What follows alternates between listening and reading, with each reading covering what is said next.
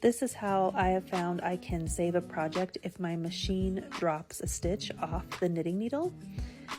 So sometimes the only thing you can do is yarn off and restart over the project. But sometimes if I catch it quickly enough, this is how I'm able to fix it. And I feel that it does look okay and the stitches match. So one thing that you want to do is not pull too hard, because it will unravel very easily when that loop is dropped. And you can see how it just comes out super easy. And so I'm going to call those horizontal pieces the bar, and then we have the loop. So you want to get your crochet hook, and you're going to go under those horizontal bars and hook the loop on the crochet hook. And then that will keep it from unraveling anymore.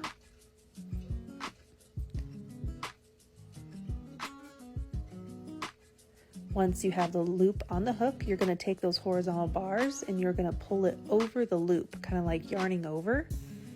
And then I kind of slowly turn my crochet hook so it catches that bar, and I pull it through the loop.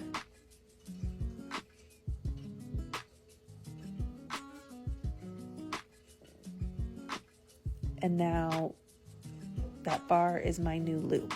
And then I'm going to take my second bar and I'm going to put it over the loop. Then I'm going to pull that bar through the loop. And once you get to the second and last one, to where you're going to put on your needle, it gets very tight, so it can be very finicky. So just take your time when doing this part, but you do the same thing. You put the bar over the loop, and then you pull that bar through the loop, and then put the loop on the two posts of your needle. So now I'm going to show you what it looks like when I take it off. I put that stitch saver there so we know what row we were working on, and you can see that the stitches on the right side of the project look very similar to what the machine was doing. And so if this was a real project, I would just continue on knitting my project. So I hope this helps. Please like and subscribe.